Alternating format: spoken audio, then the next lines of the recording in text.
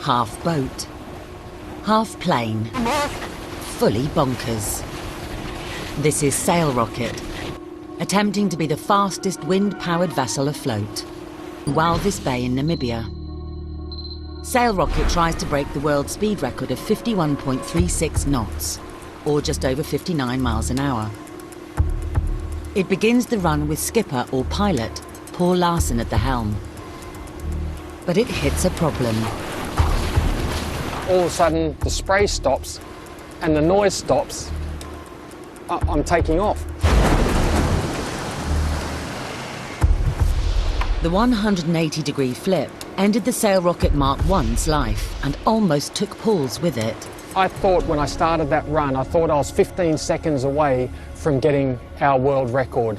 After that crash, another 4.5 years, a whole nother build, another really €500,000 of effort and time and expenditure to get to that point. So it was, it wasn't as close as I thought.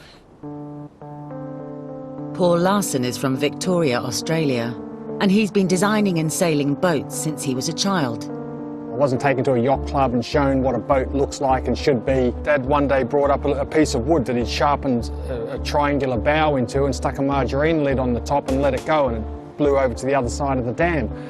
And that was fascinating. So then I just started making longer pieces of wood, bigger margarine lids, putting keels on it, chopping and changing. After years of sailing conventional yachts, Larsen began to develop plans for something different, the fastest sailing boat in the world. He decided to go back to the drawing board with a radical design.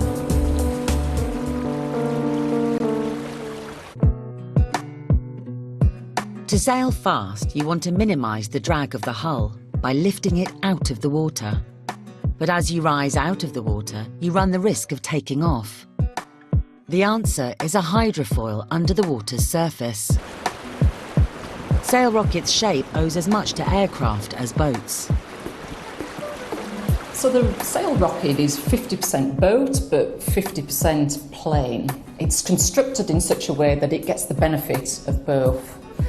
It has a rigid carbon fibre sail, and that acts almost like the wing of a plane, but it's tilted at 30 degrees so that the air that flows over the wing actually acts like it would on an aircraft, and it gives lift to the vehicle itself. SailRocket 1 was fast but unstable and unpredictable, as Paul was starting to find out.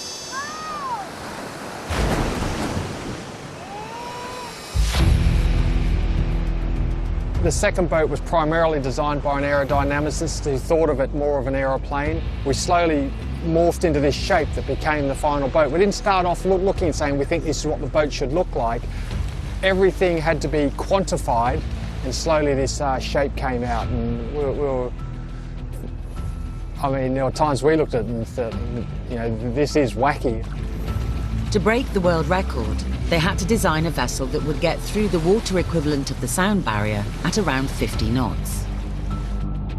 When a boat hits 50 knots, it actually makes the water boil around the propellers or foils. As bubbles form, it slows the vessel down. The team tried different foil shapes, hoping to find something that could help them speed through this 50-knot wall, beating this slowing phenomenon. They were stuck until they made one tweak. Well, it was the end of the sponsorship, it was the end of the record period, pretty much the end of the season. And the boat was going extremely well. We'd only just unlocked this key ingredient that made the boat quickly jump from 50 knots up to 60 knots and beyond. It was the last sail of the season. They decided to go for the record. It's now or never, just hope it works, and sheet on, and took off, and the boat just launches down the course.